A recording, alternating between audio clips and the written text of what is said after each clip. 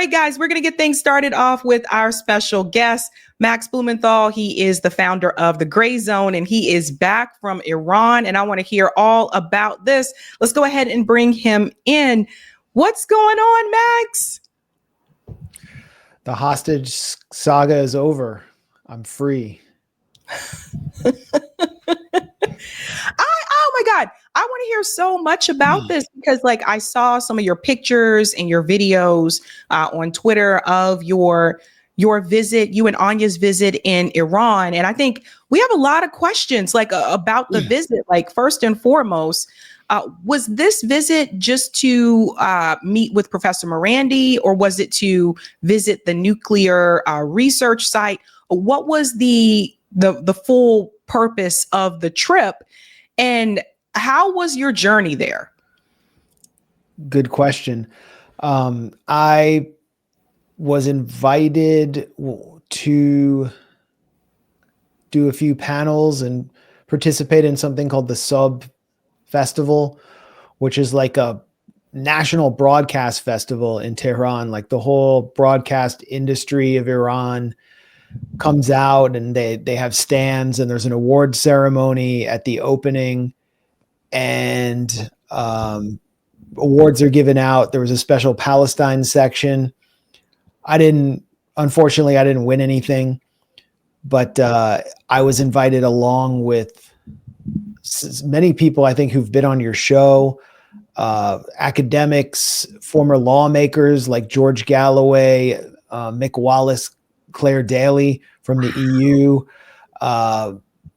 journalists from everywhere from Lebanon to Venezuela to across Europe and the United States. People we all know and follow, whose commentary we follow. They were there as part of this festival. The festival lasted like 4 or 5 days. I did a panel discussion and with Alistair Crook, former British diplomat, and the former EU lawmakers, Mick Wallace and Claire Daly. My wife, Anya Parampil, did a panel as well. And then we were just sort of and I should mention, I paid our own way. I didn't accept any compensation to be there. And, no one paid for our tickets or anything. But it was like a planned event, and the event itself offered me access and unprecedented journalistic opportunities at a time when the Trump administration and Iran were engaged in what are said to be indirect talks, but they're really just straight up talks in Oman over Iran's nuclear program. So this was the time to be there, and Trump was threatening war. There was what seemed to be an attack on the Bandar Abbas port in southern Iran right before we arrived. So it was a really momentous event. And I got access to, as you mentioned, the Tehran Nuclear Research Center, which is an active civilian nuclear reactor. I got access to and it's open to the public if you ask and request to go and visit. I got access to the Aerospace Museum in Iran, or Aerospace Park, which is an exhibition of Iran's ballistic missiles, drones, including drones captured from the United States, its space program, its anti-aircraft systems. And, it's not that unique to Iran. The U.S. puts its weapons and armaments on display at museums as well. And again, this is open to the public, but I was able to get in there, get a tour. I missed the tour in which an active duty IRGC officer who serves as spokesman hosted a tour group. So I didn't get to meet any military personnel, but it was still a remarkable kind of history that I got there. And you saw my video. And I know Mohammed Morandi, he may have been on your show as well, but he's popular in the alternative media world. He's an academic, American studies professor and post-colonial studies professor, I believe, at University of Tehran. And we've been, in touch for years. So I met him actually while there at the Behesht-e-Zahra Martyrs Cemetery, which is in southern Tehran in a very working class area. I took the metro down there, the Tehran metro, all the way from North Tehran, all the way through the city for over an hour, which was an experience in itself. And then I met him there, and Professor Morendi took me to the graves of his friends who died in combat alongside him during the 8-year-long Iran-Iraq war known as the War of Holy Defense in Iran. And since the killing of Major General Qasem Soleimani by the Trump administration back in 2018, there have been these kind of pilgrimages to this martyrs cemetery, kind of a display of Iranian nationalism, honoring everyone who sacrificed for the Islamic Republic by their families who support the Islamic Republic. And it's sort of this spontaneous event, like a festival-like atmosphere every Thursday night and throughout the day on Thursday. So I was able to witness that while Professor Morendi, told me war stories. And that video is online as well. I wasn't able to do any video inside the nuclear reactor because they don't allow cameras or recording devices in there. I just had like a pad and a paper, but I gained a lot of insight into the importance of the civilian nuclear program, which is at the center of the whole nuclear debate and the standstill in nuclear negotiations between the US and Iran. And so after the conference was over, I was just kind of on my own. And so I went with Anya to Isfahan, which is an incredibly beautiful Iranian city that sort of reminds me of like Venice without tourists, and was able to gain more insight into Iranian society there and just do some tourism, learn about Iranian history. I spent some time with the Jewish community there, which is part of the second largest Jewish community in the Middle East outside of Israel. There are 10,000 Jews in Iran. I also met with communal leadership in Tehran and, spoke to them about Zionism, had some very candid conversations. Also, wrapped to feeling. I did Sunday morning prayers with them. So, which were very different from the style of prayers that I was raised in which I was raised. But overall, just an incredible experience. I returned to Tehran after that. I didn't have a minder. I didn't have someone kind of guiding me and telling me what to do. I could just get up any day and do whatever I wanted. And, that led me into sitting down and having conversations with veteran Iranian diplomats who were close to the negotiations, or going to museums in Tehran, which are some of the most fascinating museums, like the Savak Torture Museum, which is basically a recreation inside a real torture center in the final stages of Shah Pahlavi's rule, where dissidents, including the current Ayatollah Khamenei, were held and tortured. And there are mannequins reenacting the torture with lifelike replicas of the actual torturers there. I produced a video on that with Propaganda and Company, which is a Twitter account you all should be following. And also saw the former U.S. Embassy, where hostages were held at the beginning of Iran's revolution in 1979. U.S. Embassy personnel were taken hostage.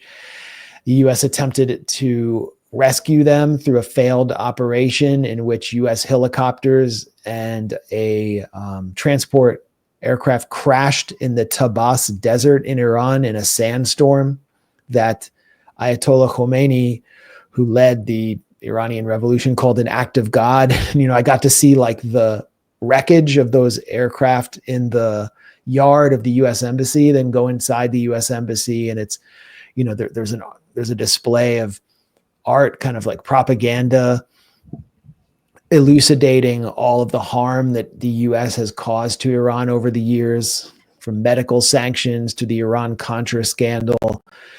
The conference room in the embassy is fascinating. It's completely ensconced in aluminum foil and plate glass in order to prevent them from being spied on. And then all the encryption tools, that the sort of primitive analog encryption tools that the U.S. Embassy used to spy on Iranians, and advised the Shah were all there. So, I did a Twitter thread on that. And I could have just kept rolling with it. There was so much to learn, so much to do there every day. But, my time was up. So I spent about 2 weeks there. And, I think I gained a lot of insight, but the trip raised more questions than I had going in, because I learned so much, and Iranian society is so complex and multi-layered. Another observation that I would offer is just walking through the streets of a city, Isfahan or Tehran, on any given day would lead to a new conversation with random people in a park or on a street corner every few minutes. They get so few visitors there, and it's so rare that they get Americans there, that they all wanted to talk to me. And then they volunteered their own opinions, and no one I met was afraid to offer their opinion of the government. And some people would openly call for regime change. Other people would offer more, pro-Islamic Republic opinions, but no one was afraid to say what they thought to me. I had some really open conversations with a very broad cross-section of Iranian society. So I saw this picture, and I want to get back to what some of the people may have said. This picture here at the Nuclear Research Center here. Is that a Jamal Baraka? Yeah, Jamal was on the trip with us. Wow. And that's David Miller and Glenn Deason. Oh yeah, that's right. That is Glenn. Okay.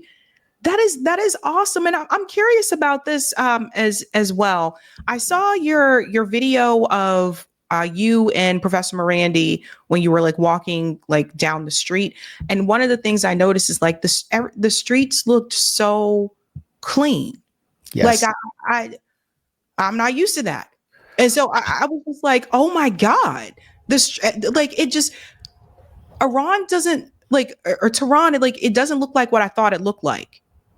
Yeah, so I took the subway down there to that cemetery. The subway was very clean, like meticulously clean, including inside. It's very crowded and people get tired of taking it. They say one of the reasons it's so crowded is that it's hard for them to keep as many subway cars online as they should because of sanctions, because they have to do repairs and it's sometimes hard to get spare parts. I saw the same thing in Venezuela. And subways are just crowded in general, and people just complain about everything. I think if they had to compare it with the New York subway, they would have taken the Tehran metro any day, because it was so clean, completely safe. There's a car just for women if women want to take it, but you'll see women in the, cars with men. And in North Tehran and in many of the parts of Tehran, most of the women were not wearing their headscarf. They would just wear it around their neck. That's exactly what I was going to ask you, because I know many people wanted to know that. So that's not true then, that all the women have to wear the headscarf in at least Tehran. No, the government has just taken their foot off the gas pedal on the whole hijab issue. It's the sense I got, and this was told to me anecdotally, that after the Masa Amini color revolution, the women life freedom protests, which turned very violent and led to over 50 police officers being killed, the government decided to kind of take that card away from the West. And so they're not really enforcing it. There were occasions where I traveled with Anya, so I got to see it on a more intimate level, just traveling with a woman. I can only recall one incident where she was asked to put on her headscarf. We went into a rest stop in the desert between Isfahan and Tehran. And there were two women there whose job was to kind of, watch for breaches of morality, including the headscarf. And they were not paying attention at all. They were just sitting there on their phones, and people were not wearing headscarves around them. There have been grassroots protests, including by women who are pro-Islamic revolution, demanding that the state enforce the headscarf again. And they were basically, in many cases, told to go home, to just kind of to chill out and let the state handle it and not to engage in vigilantism. Because one thing the state is afraid of or does not want is a massive conflict between the secular part of the public, which is very large, and the religious part of the public, which is large and still very ideologically motivated. And among younger people, you will see more harmony between those two parts of the public since they go to school together. Also, I saw that among the more like activist minded part of the public that's more like intellectually inclined and highly politically educated, is that they want to put that issue aside in order to confront Western empire. So yeah, it's not what you expect at all. Getting on the flight to Tehran, a woman got on the flight from Istanbul on my connecting flight wearing just a sports bra, and no one even put on anything remotely associated with the more conservative social mores until they were about to get off the flight. On the subway and all around Tehran, you'll see youth engaged in public displays of affection, holding hands, not in wedlock. You will see goths at there's a Friday kind of hipster hippie market that's pretty large, a crafts market that I went to. It's called the Parvaneh Market. And it's you'll see goths there. You'll see punk rock kids. You'll see hippies. You'll smell marijuana. What? People drink in the privacy of their homes. And I was told that there are nightclubs that are underground. I was told there are even strip clubs. I didn't go to Iran to participate in stuff that I can just do anywhere in the US that I don't even do in the US anyway. So I didn't really see any of it, but that's what I was told. And it's kind of like, as long as it's, kept out of public view and it isn't forced down everyone's throat, and they're not trying to have like a gigantic world pride parade in the middle of Tehran, then the government seems to want to avoid having a gigantic culture war confrontation. That was the sense I got. Yeah. Wow. Okay. So again, I learned a lot from watching your videos, and I'm curious. I know you got to talk to different people in the population. What were some of the conversations or some of the things that you heard from some of the Jewish population in Iran, which is interesting, by the way, because corporate media doesn't mention that. They don't mention that Iran also has the second largest Jewish population in the Middle East. But how are they feeling about, not just obviously this so-called deal that Trump is trying to do, but what's happening in Gaza and all of this? So on the Jewish population question, I mean, they are a small community, but they're much larger than, Egypt or Lebanon or Iraq, where the population was just eviscerated by the onset of Zionism. Zionism made Jews in the Arab world an object of suspicion.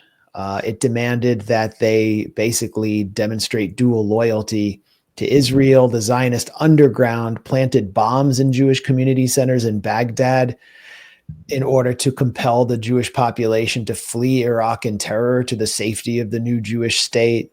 Everyone can look up the Lavon affair, spelled Lavon, which helps explain how the Egyptian Jewish community was collapsed by Zionism.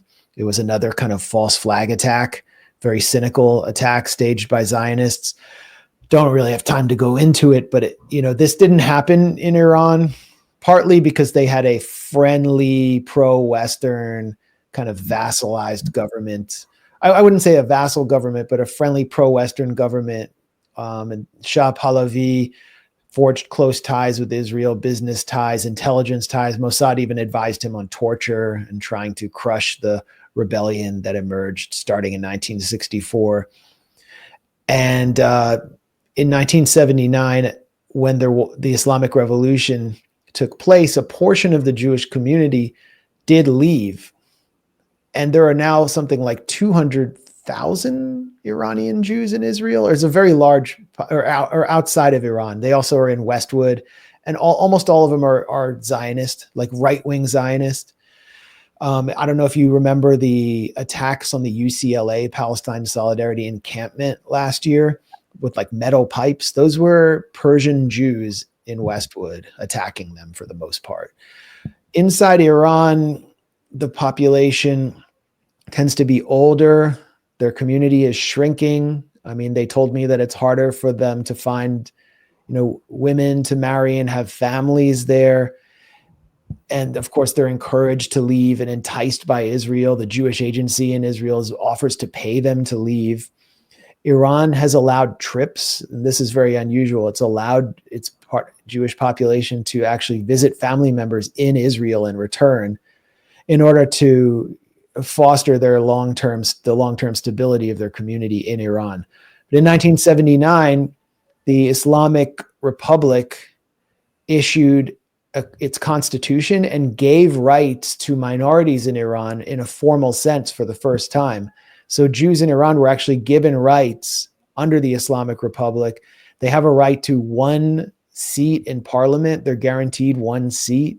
I mean, if there is somehow a popular Jewish politician who wants to run for president, they can't win because you have to be a Muslim to be president. But they get one seat. They're protected. They have rights. They have some rights that Muslims don't have.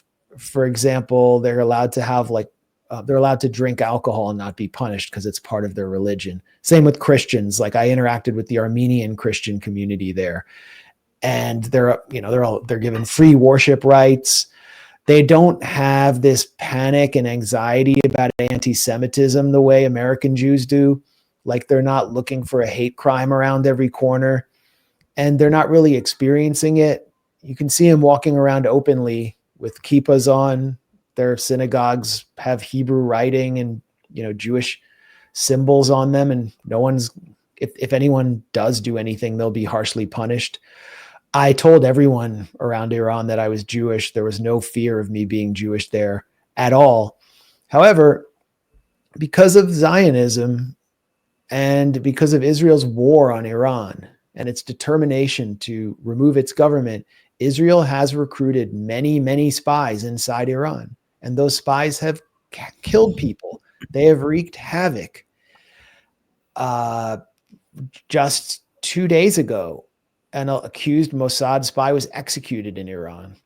I met in the Nuclear Research Center in Tehran the son of a quantum theorist his father was murdered in front of his home by an Iranian who was working for the Mossad, because the Mossad kills Iranian nuclear scientists and scientists who can contribute to the nuclear program. Wow. So that has imperiled the Jewish community inside Iran. And some of them do have Zionist sympathies. So the leadership of the Jewish community in Iran has to take an officially anti-Zionist line in order to remove any suspicion that they would collaborate with Israel. And it's hard to tell how sincere they are, although one of the community leaders I talked to in Isfahan seemed to have a very sincere opposition to Zionism and said that, he, just by being there, sees a different side of the issue because he's watching different media and he has many Muslim friends and he sees the horror in Palestine and he's disgusted by it. Israel is just the Hebrew word for Jacob. So he said to me, we are sons of Jacob, not sons of Israel. And I found that to be very powerful. And the Jewish leadership in Iran has consistently made anti-Zionist statements. But that doesn't mean the entire community, there aren't people in that overall community that don't sympathize with Zionism and don't resent the Islamic Republic. But overall, the community is basically non-political, and materially, they're doing very well.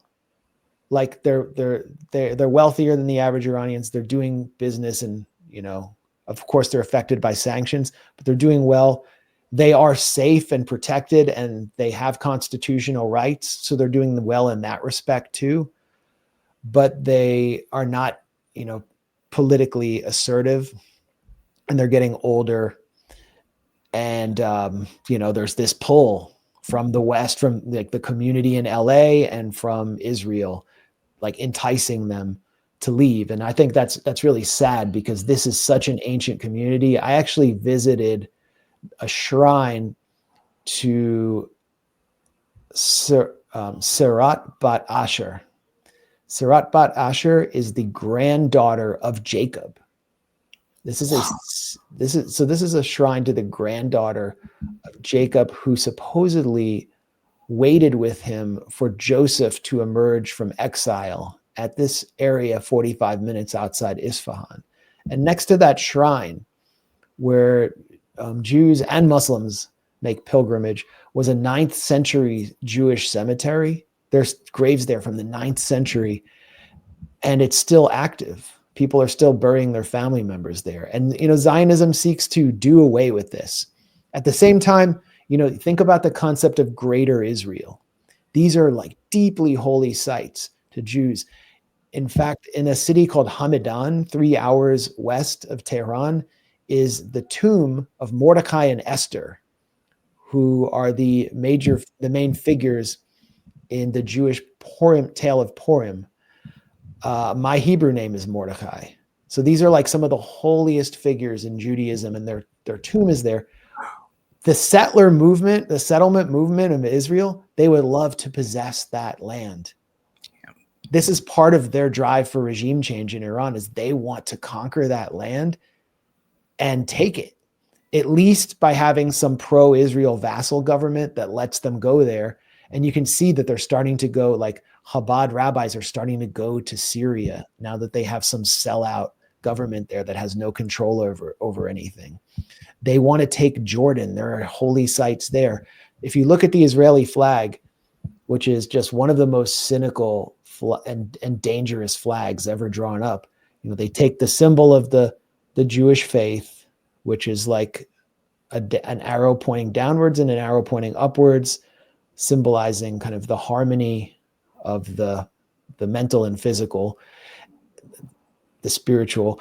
And then you have 2 lines, 2 blue lines. Those 2 blue lines are 2 rivers that could be the Nile River and the Euphrates, and everything between those rivers is Greater Israel. But that could even go further. It could even go further into Iran.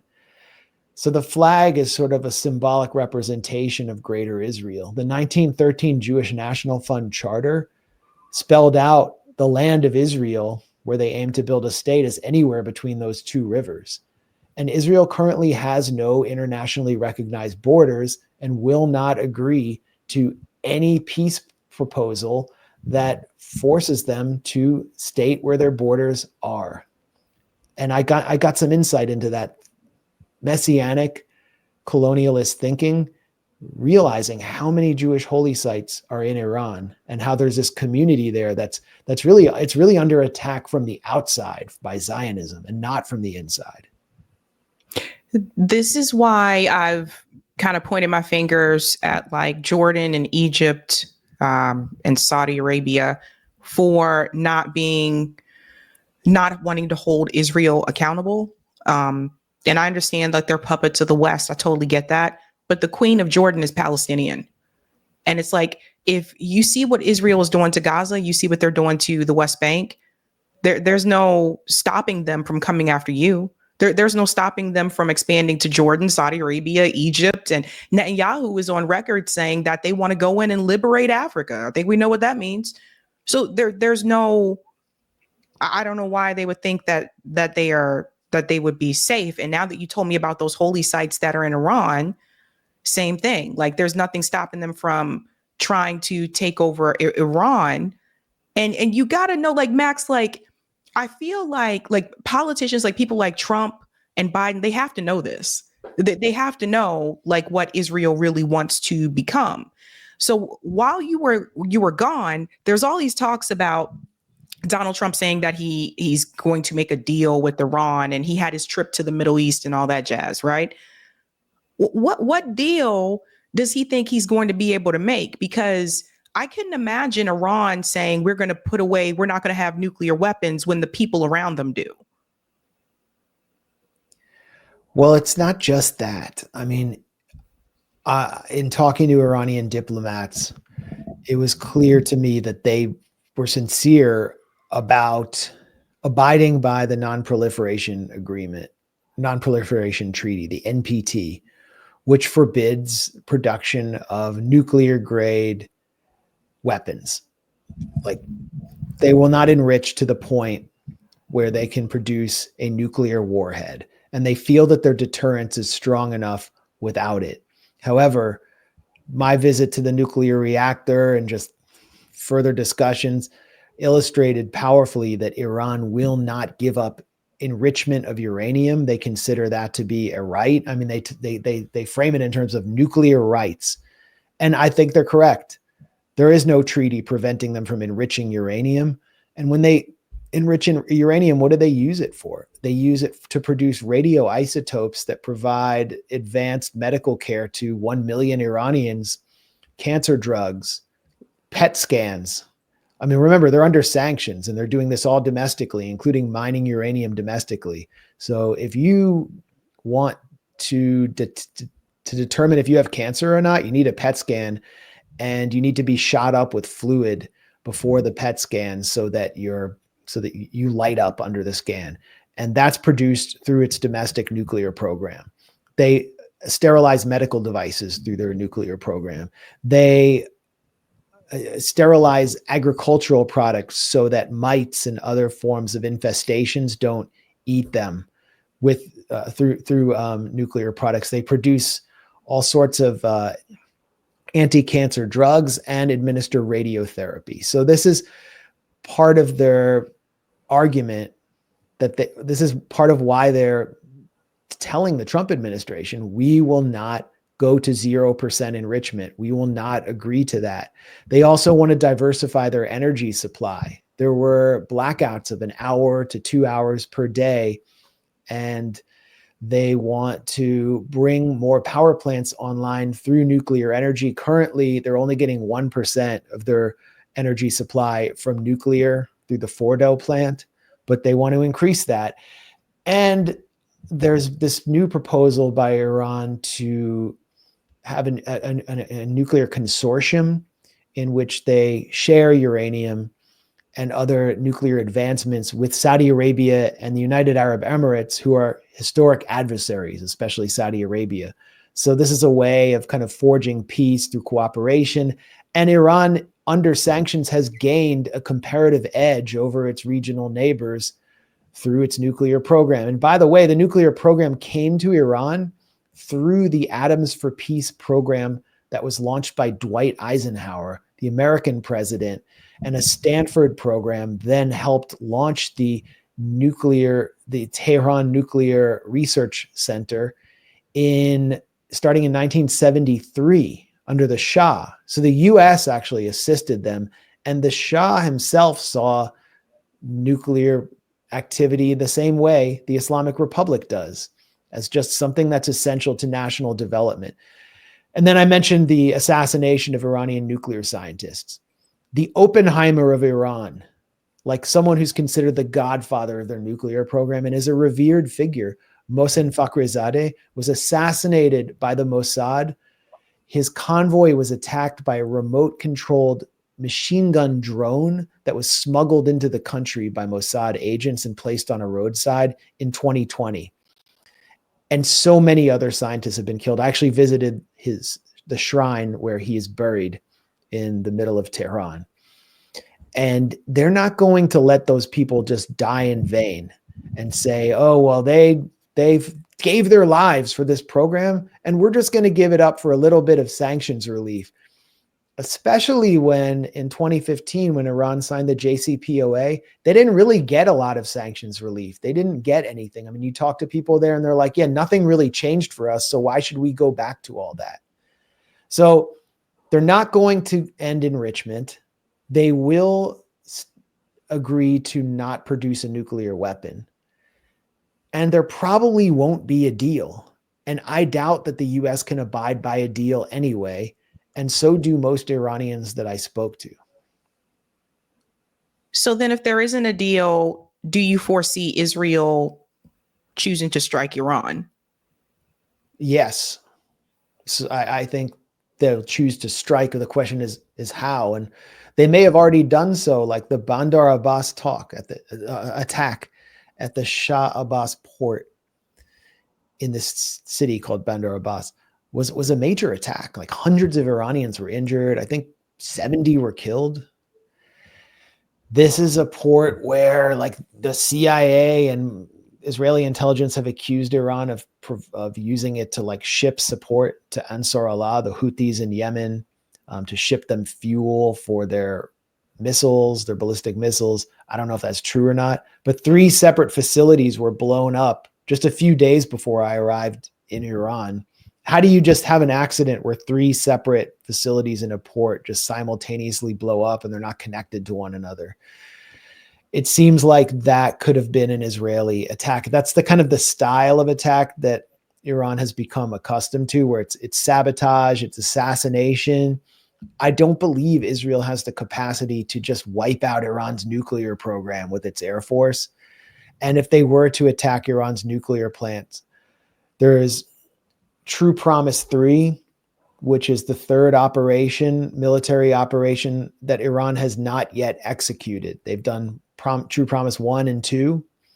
And in True Promise 2, they missed Mossad headquarters with a ballistic missile by, I'd say, a few meters. There may have been a technical flaw that they needed to correct. But, in talking to Iranian government officials, on the diplomatic side, and asking them, when does True Promise 3 happen? They would say, well, here's why we didn't think that, like, it wasn't deemed wise. Like, they don't actually have any control over that. Like, it's a military issue. But from their perspective, it wasn't deemed wise to execute it. And now they're in negotiations with the US. So they're going to give that a chance. But if there's an impasse and Israel attacks, Iran would presumably respond with a massive retaliation. And it might not even just be aimed at Israel. They could take out installations, facilities, and assets in the Persian Gulf, and the Strait of Hormuz could be closed, and the global economy would be tanked. But I feel like that's what Israel wants. I feel like Israel wants to attack Iran so that Iran can respond. And then, of course, like Netanyahu can play victim and say, oh my God, we're under attack. You know what I mean? Yeah. Like, I feel like that's what they want them to do. Yeah, this is an anti-Semitic hate crime against the Jewish people. Well, the reason that that Israel wants Iran to retaliate is because Israel has escalation dominance, and it has the U.S. backing it up. Anytime Israel falters, the U.S. will, they assume the U.S. will save it. So they want to drag Iran into an escalation game and have them try to climb the escalation ladder, because Israel believes it can always occupy the top spot. Or they'll be able to drag the U.S. in, which is Netanyahu's ultimate dream, is to get the U.S. into a direct, full-scale conflict with Iran, something I don't think Trump wants to engage in. So, yeah, it's a delicate situation. It's a precarious situation, and Israel wants to inflame everything. Which, I mean, and that's one of the major reasons why I think Iran is willing to entertain these talks, is to avoid regional war. But it also needs to be said that Iran does have deterrence. Iran can do an enormous amount of damage if it is attacked. And Israel has, in the past, pretty badly underestimated its foes. Consider its thinking on October 6, 2023. I have to tell you, after 9/11, I feel like the media did a very good job of brainwashing Americans against people that are Muslim or, Arab. And I think what our government was no longer prepared for is that people kind of woke up from that. So I think even after like October 7th happened, the response that they received with the protests, et cetera, they didn't really know how to answer to that. And I don't think they were expecting that at all. They're probably just looking around like, oh my God, where did they get this information from? And then of course you hear all this rhetoric about disinformation, or we have to silence these people, we have to control the platforms, et cetera. I really just think that they were very surprised that we weren't falling for like that type of like propaganda anymore, and that we have been reading about what happened to the Palestinian people, and we learned more about the Middle East. And I think it made them very nervous, like people like Dana Bash and Jake Tapper, who were used to like spreading this propaganda. They didn't really know how to deal with that people were pushing back on corporate media and saying, no, you guys are lying. Like these people were occupied, they were oppressed, etc. And I don't think they knew how to handle that. And then we saw again on not too long after that on TikTok, we saw that Osama bin Laden's letter to America all of a sudden resurfaces again. And you see people making videos saying, oh my God, I didn't know about this. Now I know why so I think like if that were to happen, like if Israel attacks Iran and Iran responds, I think like once again, I think corporate media has definitely lost the narrative here. They've lost the influence, particularly over a lot of younger American people. And I don't think that propaganda would work the way that they wanted to. How do people in Iran feel though? Like, how did they give any like perspective about how they feel about the West? Well, yeah, great question. I mean, almost everyone watching this, and certainly me and you, we've grown up in the core of empire where Palestine is a dissident cause and our government has completely abandoned the people of Gaza to a Holocaust, and it supports the Holocaust. So we see it in an almost completely different way than people who have grown up our age and younger inside the Islamic Republic since 1979, where their government has placed Palestine at the center of their national ideology, their ethos. It's, you know, part of the essence of the Islamic Republic is to defend the oppressed of the region. It speaks to their interpretation of Shia Islam as a theology of the oppressed. And they would, the principalist camp in Iran would like to establish a nuclear weapons program in order to put all of the oppressed people of the region under a protective nuclear umbrella. And, I think many people who support Palestine might correctly see that as the only way to stop this genocide. That doesn't mean through nuclear war, but just deterrence. Hey, we have a nuclear weapon too. You can't do this. But that doesn't mean all of the public supports that. If you see Palestine as the official cause and the media puts it forward as the official cause, and there are protests every Friday that are state-sponsored protests after Friday prayers for Palestine and against Israel, then you associate it with the state. And then if you decide you don't like the state because it's not giving you freedom, and you look at social media and see all these people in the West who are free, and there are all these influencers that you want to emulate, and you want to live the life that, we have had in the US, where we've had a First Amendment, where we can speak out against our government from a corner where we're not allowed to have any effect. And I guess they don't understand that. But if we do have any effect, then we'll get treated like Julian Assange or Edward Snowden. But they see it that way. And so it would feel unfamiliar or even shocking for people like us to meet some of our counterparts there and talk to them about Palestine and hear them say, we don't care because it's far away from Iran and we shouldn't be spending our money on it. And that's the message that's constantly reinforced through the most popular news outlets in Iran, which are piped into Iran through private satellite channels. And middle-class Iranians all watch them. BBC Persia and Iran International, which is also run out of London and is sponsored by Saudi Arabia. And they're constantly reporting on how Iran is spending all this money on foreign operations to support Hezbollah and the Houthis and Hamas. And then, infrastructure is crumbling at home, and they're always trying to drive the wedge, and it's had an effect. On one of my last nights in Tehran, I went to a place called Palestine Cafe, which is modeled after the kind of cafes you go to in the West Bank. It even looks like them. They're in the main salon. There are large keys. the symbol of the Palestinian refugee. Downstairs, there are walls honoring Palestinian heroes. Ahed Tamimi, Edward Said, the fallen Hamas martyrs.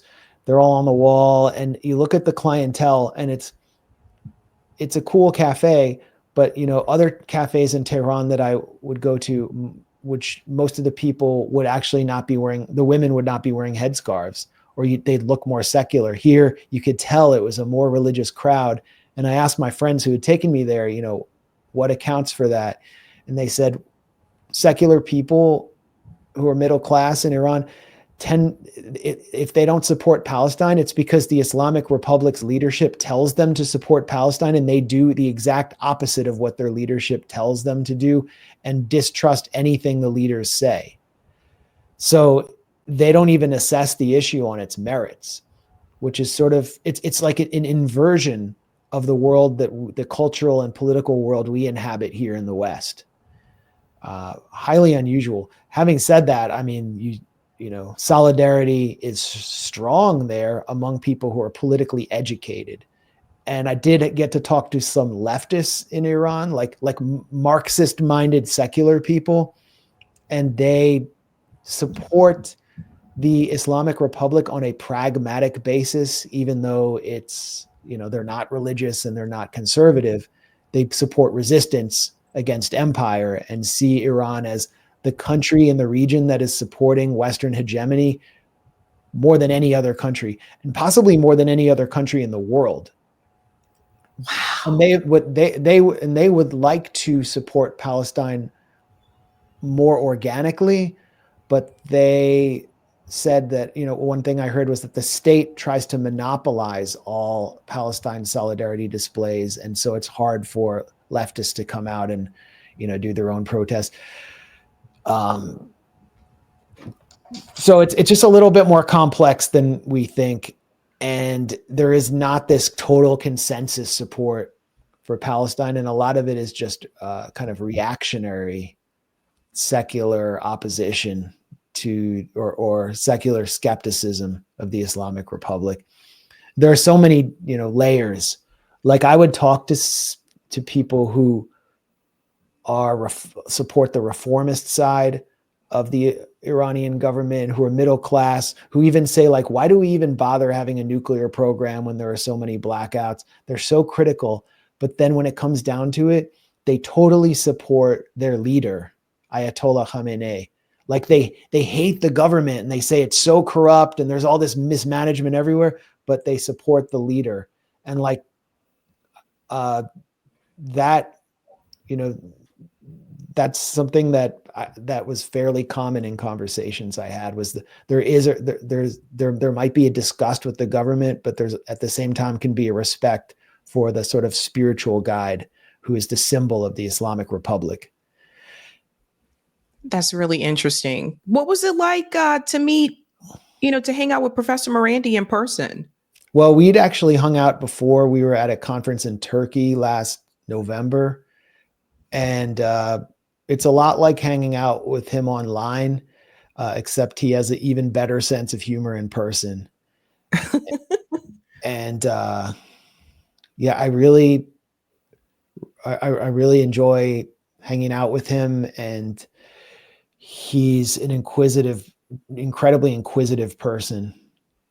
I would want to learn so much from him, but he would have so many questions for me about what's happening in the US, which is a country he grew up in. And I would love to see Tucker Carlson interview him, just so that the Trump world, the broader world of like Trump and MAGA, could see how he interprets and explains Iran and the Islamic Republic in such an easy to understand, accessible way. I think he'd be the ideal guest, but we just haven't reached that moment yet. We haven't reached the moment where there's a deal. That's how we'll know that a deal is about to take place. And again, Morandi's independent. Like, he's not a member of the government. His father was a health minister, but he's an independent academic. And, he gets panned in Western media. It's like, oh, the IRGC professor, but he's totally independent. And just seeing him operate inside Iran, you can actually see that he's just his own thing. But yeah, that was a priceless experience for me, because you see how much just Iranians have sacrificed, in how many lives have been lost so they could have an independent political system, a political system that was independent of Western hegemony. And what Professor Morandi said to me at the Martyrs Cemetery in Tehran was, every person buried here, the U.S. is responsible for in one way or the other. I believe it. Well, something else happened while you were in Iran. So I have to ask if it happened to you. I'm sure you heard about it by now, but influencer, Twitch host Hassan Piker was detained when he came back from the United States, and he went to France, and they detained him from, coming back from France, and asked him questions about, like, does he support Hamas and all that kind of stuff. And the first thing I thought was, well, Max and Anya are in Iran, like, what's going to happen to them? So I think a lot of people may be curious, like, how did it go when you returned, like, to the United States? Did you guys have smooth sailing, or did they try to detain you as well? What happened to Hassan Piker, and I've never watched a second of one of his live streams, so it's like just someone I hear about from time to time. What happened to him, I think, is called a TREC, TREC, and it's like a traveler recognition by customs, that whenever a traveler they recognize is getting off a flight who they want to flag and question, they just issue a TREC. And then it doesn't matter where they're coming from. They intercept them before they reach the customs line and take them into secondary screening, and then just begin talking to them. I don't know what they thought they would get from him. I don't know why they think he's dangerous. He's basically he seems to me to be like a propagandist for the AOC Bernie wing of the Democratic Party, which isn't exactly like some radical threat to the system, but he supports Palestine. Right. So it was absurd that they did that to him. To me, it showed some kind of paranoia and a really crude perspective. And it looked like retaliation against the Democrats because he's anti-Trump. The same thing did happen to me. The same exact thing happened to me, but it wasn't returning from Iran. I was coming back from Nicaragua with my family, and we were just on vacation. I hadn't done any political activities. I wrote about this. This was last February, and I guess a TREC was issued for me, and I was taken into secondary screening, and the customs officer, he was very polite, and he didn't seem to want to drag it out too much, but he just whipped out a piece of paper with names on it, mostly Muslim or Arab names, but also the birth name. I didn't know it at the time. It was the birth name of Medea Benjamin. And he said, do you know any of these individuals? And I said, no, I don't. And I couldn't commit them all to memory. One of the names might have actually been Mahmoud Khalil. It looked like this was like when they were about to start arresting a lot of the students who were here on green cards and visas. And I don't know why they thought I was going to provide any intelligence, or if he was just told to question me and he had to cook up some kind of scenario under which he could, engage with me. And then I was just out of there. It was very weird. Returning from Iran, I was not subjected to a secondary interview, but what's been happening to American colleagues of mine, journalists, scholars who have been to Iran in the past, is that the FBI will show up to their house and seek to question them as witnesses of other cases in other cases. And the cases remain mysterious. There's a author who runs a group called If Americans Knew, named Allison Weir, who lives in the Bay Area. And she was approached by the FBI a few months ago. She wrote about it. So it's like, you never know when they're going to come for you on anything Iran related. But again, I have nothing to hide, and I was prepared for that scenario. And I think, like anyone watching this, if you're traveling abroad, you should just be prepared to be harassed, interrogated, and you don't have the same constitutional rights when you are in secondary screening at an airport. It's considered a legal gray zone. And what they can do is give you the option of them taking your passport, and they say temporarily we'll hold it, but they could hold it for years, and you will not be allowed to leave the United States. You'll be a prisoner in your own country unless you surrender your devices. And so you have to give them your devices, and then they'll copy all the data off your devices if it's there. So the way to prepare for that is, you don't bring your primary phone with you. Don't bring your primary laptop with you. And also know that when you're talking to them, they just could take notes and misinterpret anything you say and use it against you at a later time. So what is the point of getting into a long philosophical conversation or political conversation with an agent of the federal government? Don't do it. But at the same time, if you refuse to speak to them, they might be more likely to treat you harshly. So it's something that I think everyone has to be prepared for at this point, and especially with the Trump administration casting a wider net, being more political. And I was prepared for it. I am prepared for it. And, everything I do is just journalism. It's public. So, if anyone wants to know anything about what I do, just follow me on social media or read my work, watch my videos. I tried to show as much as I could of anything, politically relevant or interesting that I did in Iran. Yeah. It's really interesting. We've watched a number of movies like this where people will have a burner phone, and it's just, now I'm thinking about things that I've seen in multiple movies, and I'm like, hey, that would be a bad idea. But that's a good point. It's crazy that it's even come to this, though, that people should even have to worry about that. But you really have to be careful. And it's some of the things that Hassan Piker said to the authorities, I would never encourage people to say that. Yeah, I don't know. He got into some 2-hour conversation with them and was like, I just told them I want to end the bloodshed. And it's just like, what is the point? Yeah. And it should have never happened in the first place. But I don't know if you've interviewed Richard Medhurst. If you haven't, you should. But he's someone who is facing prosecution in the UK for his journalism. The UK is going insane on journalists. They just dropped charges against our colleague Asa Winstanley from the Electronic Intifada, whose house was raided and devices were taken. They just dropped all the charges against him. But Richard Medhurst is still facing charges. And he was also raided in Vienna. And the Viennese or Austrian authorities accused him of actually being a member of Hamas, which is just insanity. He's an alternative media commentator. Anyway, I just learned he just announced that he's going to publish a book on digital security. And so that is a must read. And one of the things he did that has led the British authorities to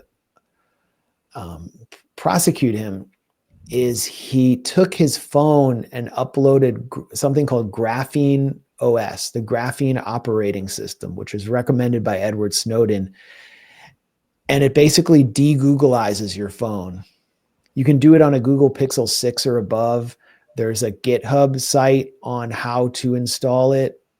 And, it's a pretty intensive process. But once you do that, once the police sees your phone or the Fed sees your phone, they can't get in there. And so they were so frustrated that they couldn't get in his phone that they are prosecuting him for that, for actually securing himself. Anyway, anyone who wants to really up-level their digital protection, learn about Graphene OS. Very interesting. One more question for you, Max. This is a good one. Thank you, Denver Thug. For Max, when do you think Zionism will finally fall? You're the best, by the way. Thank you.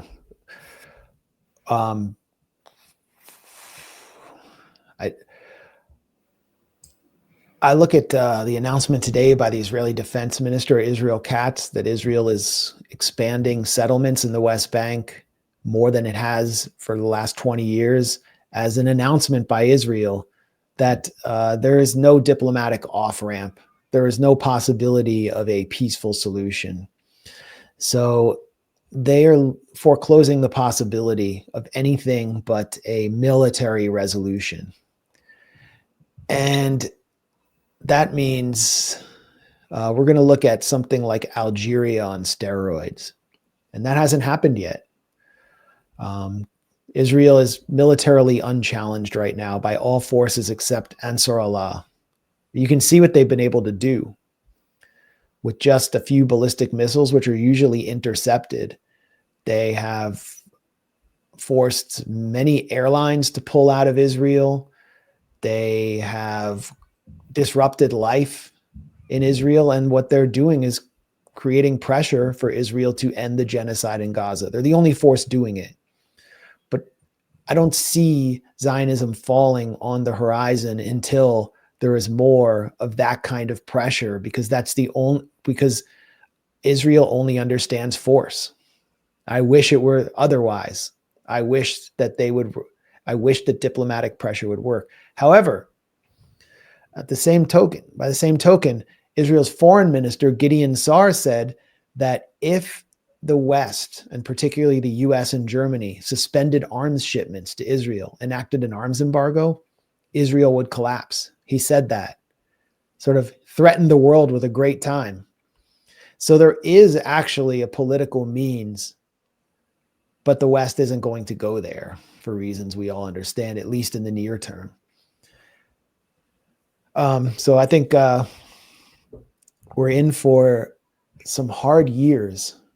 I say years, even though there may have been a 60-day ceasefire agreed to by Hamas and Israel.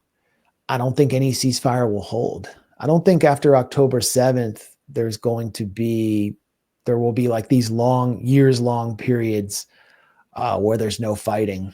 I think we're looking at continuous warfare until Zionism reaches its terminal phase. And there's going to be so much damage between now and then. Damage not just in the region, but damage to our own society, the kind of damage we're witnessing on campuses, to our constitution, where Israel's vast lobbying apparatus and the Zionist movement will just destroy everything in their wake in order to hold on.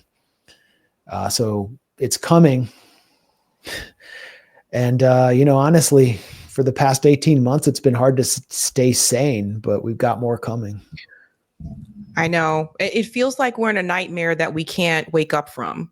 Yeah, the only way out seems to be to just stop paying attention.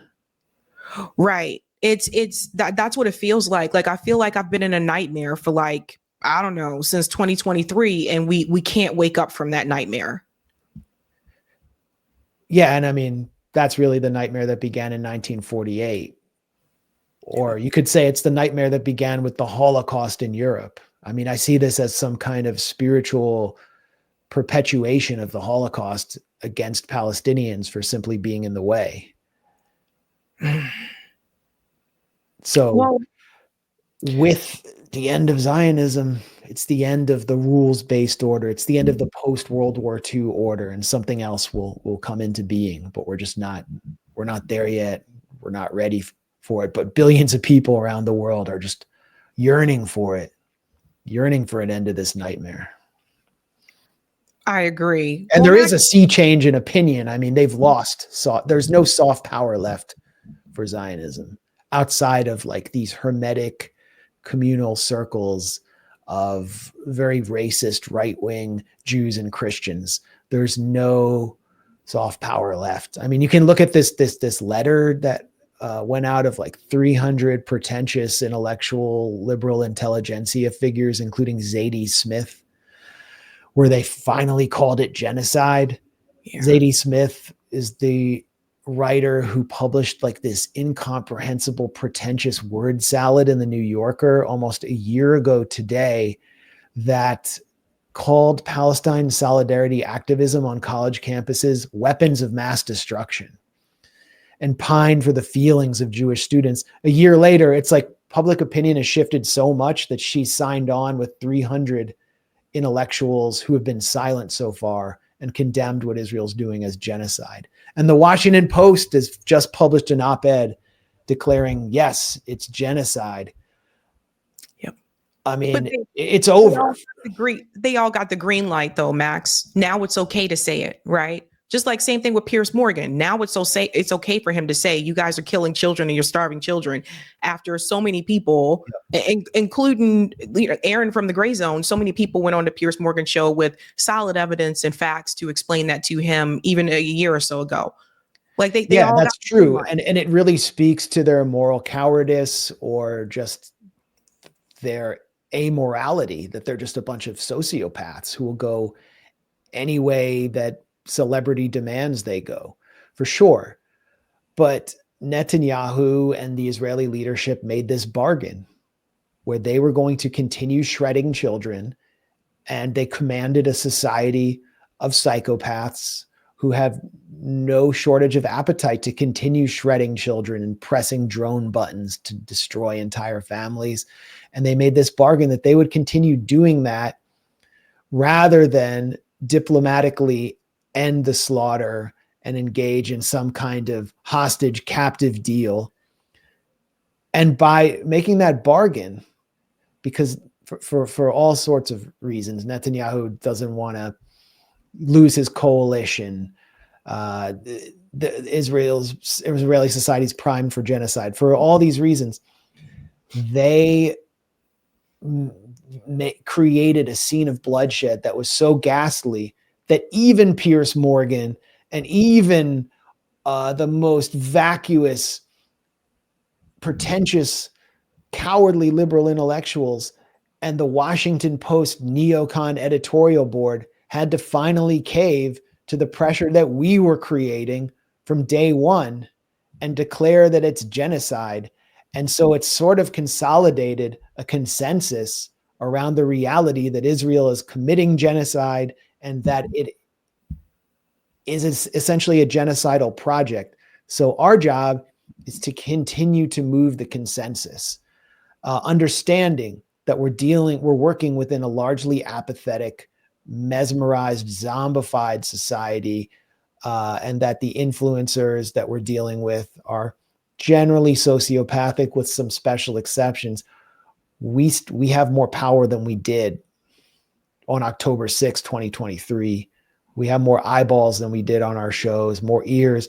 And so we can continue to move the consensus, and we need to move it towards a consensus against Zionism, a recognition that Zionism is unacceptable in the modern civilized world, and that it must be declared at the United Nations again, a form of racism. We have to move beyond just the genocide debate to Zionism itself. And that will happen.